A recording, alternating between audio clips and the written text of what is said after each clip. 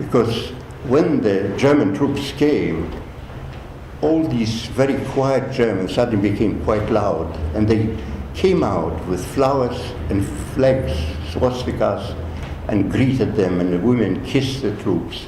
So although they were not oppressed in Poland, and nobody was anti-Semitic towards the Germans as they were anti-Semitic towards the Jews, they felt themselves liberated, and they joined very willingly the SS. And by 1940, a year later, when all the people from my town were gathered together, there were only 360 left, and we were sent to Lodz Ghetto.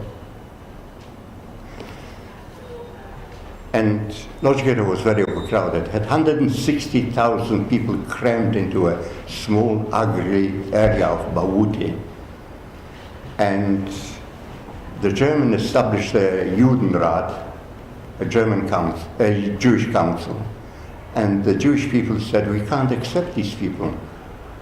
And eventually they decided to accept 1/4, 120 of us. And my father pulled all the strings he could, including bribery. And they took in 120, and the 240 were taken away and shot. Now, starvation started immediately in Lodz Ghetto because the people who were running the Lodz Ghetto decided that whoever is going to survive, they are going to survive. And they skimmed off from the starvation ration, even the various things, to such an extent, I will not go in detail, it's rather sort of shameful way the Judenrat behaved. But my grandfather died very quickly there, and I grew up next to him because in Poland he was a manager of a huge Polish estate that belonged to a count, and the count gambled the estate away when I was 3 and said, you are no longer wanted. So he came and lived with us. And he and his wife came, and they had he was my mother's father. My grandma emigrated to Israel, but certain conditions changed during 1930, so he couldn't follow to Jerusalem where his wife was, so he stayed with us. And I was very fortunate to grow up next to him because he was learned and wise and compassionate. My father had 7 children, I was the 7th youngest, and he didn't have so much time for me as my grandfather. I was terribly upset when my grandfather in Lodz Ghetto died of starvation. We were all starving. I starved from 1940 to 45. And when I think about it now, I think, how can a human being survive in such a thin, starved state? But what helped me to survive, when I came to see my grandfather when he was dying, he called me over and he said, when you survive, not if you survive, when you survive, you must tell the world what happens to us Jewish people. And I promised I would do it. And I felt that when my grandfather said, when you survive, I will survive. So I took various chances during the war, and I managed to survive. Now, my father died in 1942 from starvation. Then my mother and my half-sister and her 2 small children were taken to extermination camp. I was also taken, but although I was thin, I was able to walk and run. And my mother pulled me towards her and said, when we go around the bend, because Lodz Ghetto had such narrow roads, so the big lorries couldn't come to collect the people who were selected for extermination camp.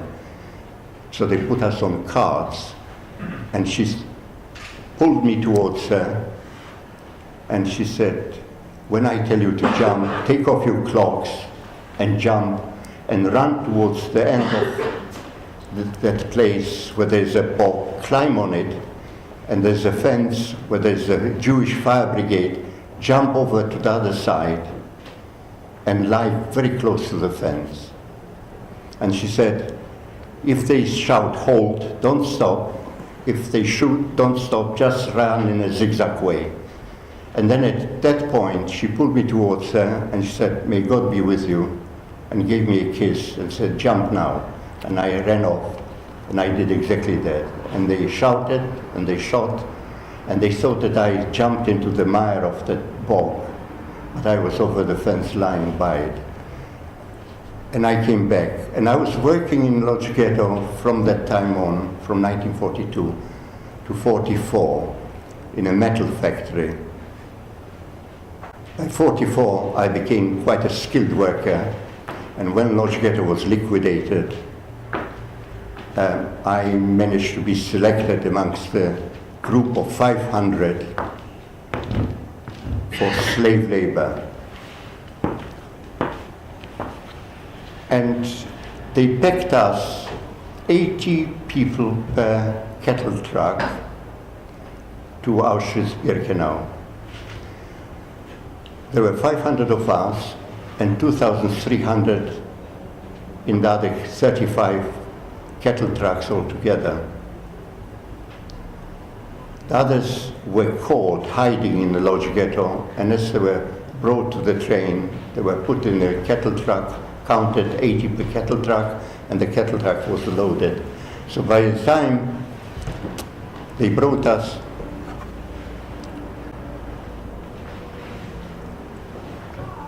they brought us 500. We could hear the others begging for water and air because these cattle trucks were locked and they had only 2 slits of air coming through the cattle truck.